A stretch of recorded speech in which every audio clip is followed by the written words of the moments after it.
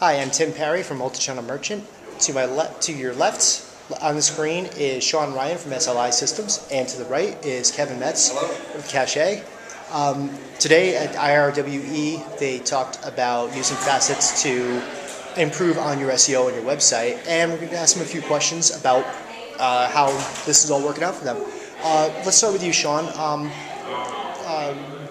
What facets do you see right now as facets that are really old reliables for your customers?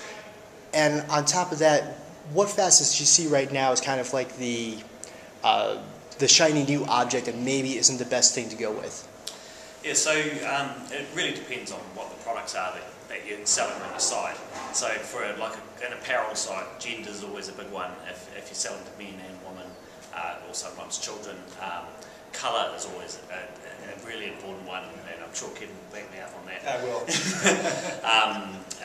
But the sort of standards of the category and the brand as well. In terms of the shiny objects, I suppose often a retailer will have a lot of data, excuse my funny accent, about their products, and will surface all these different refinement options. But you'll see that often they're way down the page and no one ends up clicking on them. And sometimes you're just better off not doing that and making it simpler.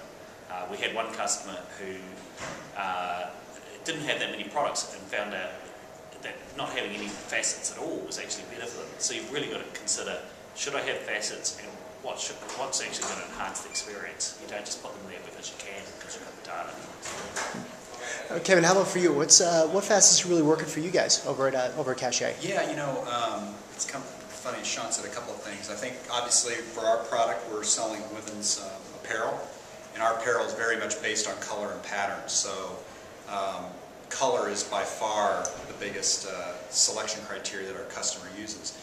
Like Sean said, I mean, the nice thing about our company is we have a lot of data that comes in. There's a lot of different facets that we can leverage on our site, and I think part of our challenge right now is really trying to, as Sean said, figure out which ones are the most important, which ones are going to customers respond to and actually use in terms of trying to filter out the products that they're looking for in search. But I think the nice thing you do with a lot of those is they're sort of collapsed. So they're true. Yeah, so they're not taking up a lot of space. They're not necessarily distracting people unless they want to go and look at that. So that's a really nice solution. Yeah, and I think that good point. I think that they do tend to use them and to a different extent, and I think that the more that we promote that and get people to look at it, I think that they'll be diving into it more. So I recommend take a look at the Cache website, do a search, use the facets, buy address. Yeah, there you go. Here's another question that if I could throw one in, and that is, are facets one size fits all? Do you see that everything works for every site, or is it, for instance, things that may work for Cache aren't going to work for, say, Dick's Sporting Goods? Oh, absolutely. With different goods that you're selling, you're going to have different types of facets, and as I said, even having the facets, you may not need them depending on what the product is. But if it's some complicated products, you really want to have them. So I can't think of any sporting goods, but like if you're selling TVs, screen size is really important. So you want to say, just let me see the really big TVs, or the little one, whatever you're looking for. So it's really dependent. So it does vary a lot from retailer to retailer as to what facets you should be putting on there. Kevin, other than the data, is there any customer feedback that makes you decide on which ones should be used or shouldn't use, or were there any that you guys tried that just nobody even touched? No, for me it's really important to ask the customer.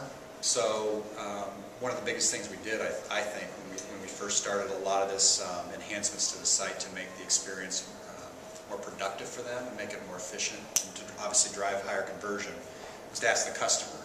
And in the asking of the customer, we found that they wanted to be able to search on some of these attributes, primarily the color thing again, because our site didn't offer that. And with the search capability, it really brought that up, and really when someone can key in and look for a red dress and see all the red dresses, it's very effective.